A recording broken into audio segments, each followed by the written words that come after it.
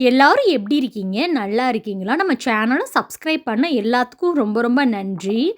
வீடியோவ கடைசி வரைக்கும் ஸ்கிப் பண்ணாம பாருங்க. பிரேக்ஃபாஸ்ட் அண்ட் டின்னருக்கு ஏத்த மாரி ஸ்டஃப்டு சப்பாத்தி எப்படி பண்றதுன்னு பார்க்கலாம். 2 கப்பு கோதுமை மாவு எடுத்திருக்கேங்க. அதில கொஞ்சமா உப்பு போட்டு, வெதுவெதுப்பான தண்ணி சேர்த்து, கொஞ்சம் கொஞ்சமா தண்ணி சேர்த்து, இத வந்து நல்லா கையில வந்து பெசஞ்சுக்கிறலாம்.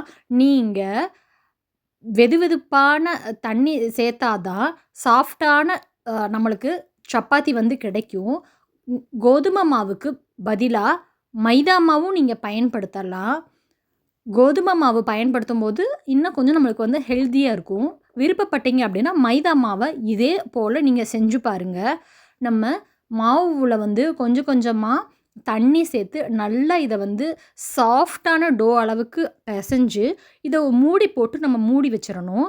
10 நிமிஷம் இத வந்து அப்படியே ரெஸ்ட்ல விட்டுறலாம். 10 நிமிஷம் கழிச்சு நம்ம வந்து செய்யலாம். இப்ப நம்ம மூடி போட்டு ஒரு 10 நிமிஷம் ஆயிடுக்கு.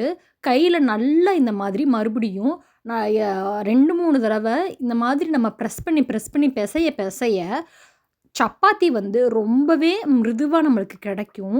ஹார்டா சப்பாத்தி சில பேத்துக்கு வரும். அவங்க இந்த மாதிரி பெசஞ்சு ட்ரை பண்ணி பாருங்க. கேரண்டி கட்டாயம் சாஃப்ட்டா கிடைக்கும். ஒரு சின்ன பவுலுல 2 முட்டைய எடுத்து உடைச்சு ஊத்தியிருக்கேங்க. இப்ப அந்த முட்டையில நம்ம கொஞ்சமா வந்து மஞ்சத்தூள் சேர்த்துக்கிறலாம்.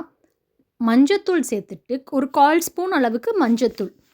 அது கூடயே ஒரு 1/4 ஸ்பூன் சீரகப்பொடி, 1/4 ஸ்பூன் வந்து மல்லித்தூள், அதாவது தனியாத்தூள் 1/4 ஸ்பூனு, ஒரு 1/4 ஸ்பூன் வந்து கரம் மசாலா. இது எல்லாத்தையும் சேர்த்துட்டு, சின்ன வெங்காயம் இருந்துச்சுன்னா, ஒரு 5லேருந்து ஒரு 6 சின்ன வெங்காயத்த கழுவிட்டு பொடியா நறுக்கிக்கோங்க. சின்ன வெங்காயம் இல்ல அப்படின்னா, ஒரு 1/2 பெரிய வெங்காயத்த வந்து கழுவிட்டு சேர்த்துக்கோங்க.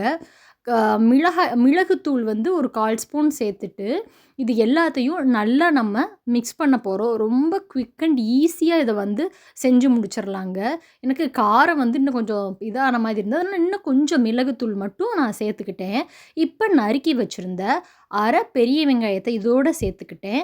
சேர்த்துட்டு, இதில வந்து உங்களுக்கு வேணும் அப்படின்னா, மல்லி இலைய நல்லா கழுவிட்டு பொடியா நீங்க சேர்த்துக்கிறலாம். இப்போ முட்டையோட சேர்த்துட்டு பொடியா வந்து நறுக்குன காய்கறிகள், பீன்ஸ் வந்து நல்லா பொடீஸா கட் பண்ணி, அத லைட்டா வதக்கிட்டு இதோட சேர்த்துக்கிறலாம். அப்படி இல்ல அப்படின்னா, நம்ம வந்து கேரட்ட துருவி சேர்த்துக்கிறலாம். நம்மளோட விருப்பம் தான். ஏன்னா, இது வந்து குழந்தைங்களுக்கு மெயினா குடுக்குறது. ஸோ, அவங்களுக்கு ஏத்த மாதிரி இத நீங்க வந்து குடுத்துக்கிறலாம். எனக்கு காரம் வந்து நான் இன்னும் ஒரு 1/4 ஸ்பூன் வந்து தனி மிளகாய் தூள் சேர்த்துக்கிறேங்க.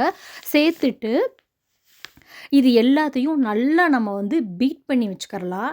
காரம் வந்து ரொம்ப கம்மியா தான் நான் சேர்த்துருக்கேன்.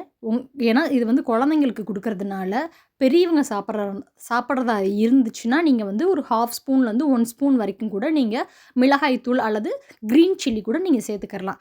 குழந்தைங்களுக்குலாம் நான் வந்து பச்சை மிளகாய் எதுவுமே சேர்க்கல. இந்த மாதிரி நல்லா பீட் பண்ணிட்டு, ஆஸ் யூசுவல் வந்து சப்பாத்திய வந்து ரவுண்டா தேய்ச்சுட்டு, சப்பாத்தி கல்லுல வந்து நம்ம தேய்ச்சு வச்சிருக்க சப்பாத்திய போட்டுட்டு, ஒரு 1 நிமிஷம் அத அப்படியே விட்டுறணும். ஒரு 1/2 டீஸ்பூன் அளவுக்கு சுத்திலும் நம்ம எண்ணெய் ஊத்திட்டு, சப்பாத்தி வந்து ஒரு 1 நிமிஷம் கீழ வந்து லைட்டா வெந்து வரட்டும். நம்மளுக்கு இப்ப பார்த்தீங்கன்னா, கொஞ்சம் வந்து அந்த சப்பாத்தில வந்து பார்த்தாலே தெரியுது. அங்கங்க வந்து பபிள் வந்திருக்கு. அப்ப கீழ வந்து நல்லா வேக ஆரம்பிச்சிருச்சு.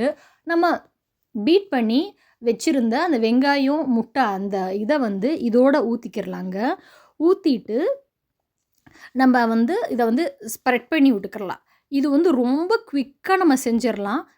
இப்போ முட்டைய ஊத்திட்டு, ஒரு சைடு இந்த மாதிரி ஃபோல்டு பண்ணி, இன்னொரு சைடும் அதே போல வந்து நம்ம மடக்கிரணுங்க. இந்த மாரி மடக்கும்போது, உள்ள நம்ம வச்சிருக்க அந்த முட்டை வந்து வெளில வராது. அடுப்ப வந்து நல்லா மிதமான தீயில வச்சு, நல்லா வெந்ததும், அடுத்த சைடும் திருப்பிறலாம். திருப்பிட்டு 2 சைடும் நல்லா நம்மளுக்கு வேகணும். ஏன்னா, இது வந்து நம்ம முட்டை வேற சேர்த்துருக்கோம். முட்டையும் வேகணும், சப்பாத்தியும் வேகணும்.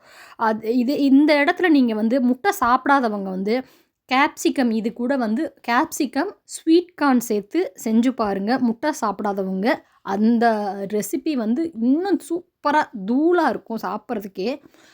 குழந்தைங்களுக்கு வந்து லஞ்ச் பாக்ஸில இதே போல சாப்பிடாத குழந்தைங்க இருந்தாங்க அப்படின்னா, இந்த மாதிரி செஞ்சு குடுங்க. கட்டாயம் அவங்க சாப்பிட்டுட்டு வருவாங்க. வெஜிடேரியன் யாராவது இந்த ரெசிபியை பார்த்துட்டு இருந்தீங்கன்னா, இதே போல் நீங்கள் வந்து கேப்சிகம் அது கூட வந்து மஷ்ரூமை வந்து நல்லா பொடியாக கட் பண்ணிவிட்டு இதே போல் செஞ்சு பாருங்கள். அதுவும் இன்னும் ரொம்ப டேஸ்ட்டாக இருக்கும். குழந்தைங்களுக்கு கொடுக்கும்போது நெய் இருந்துச்சு அப்படின்னா, நீங்கள் வந்து 2 பக்கமும் நெய் தடவி கொடுத்தீங்க அப்படின்னா, இன்னும் வந்து நல்லா ஹெல்த்தியாக இருக்கும். இந்த இதுக்கு வந்து தொட்டுக்கிறதுக்கு நம்மளுக்கு எதுவுமே தேவைப்படாது மோஸ்ட்லி. இதுவே வந்து உள்ளே இருக்கிற ஃபில்லிங் எல்லாமே ஆனியனோடு இருக்குது. அதே போல் வந்து நம்ம வந்து மிளகாய் தூள்லாம் சேர்த்துருக்கோம். சும்மாவே சாப்பிட்றலாம். உங்களுக்கு வேணும் குழந்தைங்களுக்கு கொடுக்குறீங்க அப்படின்னா, கொஞ்சமாக வந்து கெச்சப் வச்சு கொடுக்கலாம். நான் இன்றைக்கி வந்து கெச்சப் வச்சு தான் என் குழந்தைங்களுக்கு வந்து ரொம்ப கம்மியான கெச்சப் வச்சு கொடுக்குறேன். கெச்சப் வந்து உடம்புக்கு கெடுதி தான், எனக்கே தெரியும். பாருங்கள் எப்படி சூப்பராக வந்து எக்கெல்லாம் வெந்திருக்குன்னு சொல்லிட்டு. பட் என்னைக்காவது ஒரு நாளைக்கு வீக்கெண்டு அல்ல வந்து நம்மளுக்கு முடியாத டயத்தில் இந்த மாதிரி நம்ம செஞ்சு கொடுக்கலாம். 10 நிமிஷத்தில் சுலபமாக நம்ம வந்து செஞ்சு முடிச்சிடலாம். எப்போதுமே வீட்டில் வந்து எக்கெல்லாம் இருக்கும். சப்பாத்தி மாவும் நம்ம வீட்டில் இருக்கும். மாவு இல்லாத நேரத்தில் என்னடா பண்ணுறது அப்படின்னு நீங்கள் யோசிக்கும்போது இந்த ரெசிப்பியை உடனே செஞ்சு குழந்தைங்களுக்கு கொடுங்க. சத்துள்ளதாகவும் இருக்கும், டக்குன்னு காலியாகவும் ஆகும். நம்ம ரெடி பண்ணதை பாருங்கள். நல்லா ஒரு சப்பாத்தி தான், ஆனால் அது வந்து 2 ஸ்டஃப்டு ரோல் மாதிரி மாறிடுச்சு. இதை நீங்கள் வந்து உருட்டியும் கொடுக்கலாம், இல்லை இந்த மாதிரி நீங்கள் செஞ்சு கொடுக்கலாம். பாக்ஸில் வச்சு கொடுத்தீங்கன்னா கட்டாயம் காலியாக வரும். அதுக்கு நான் கேரண்டி. சாப்பிட்றதுக்கு ரொம்பவே எம்மியாக ரொம்ப டெம்டிங்காக இருந்துச்சுங்க. இதே போல் அளவுகளோட நீங்கள் பிரேக்ஃபாஸ்ட் அல்லது டின்னருக்கு இந்த எக் ஸ்டஃப்டு சப்பாத்தியை செஞ்சு சாப்பிட்டு பாருங்கள். குடும்பத்தோட சந்தோஷமாக இருங்க. இன்னொரு வீடியோவில் பார்க்கலாம்.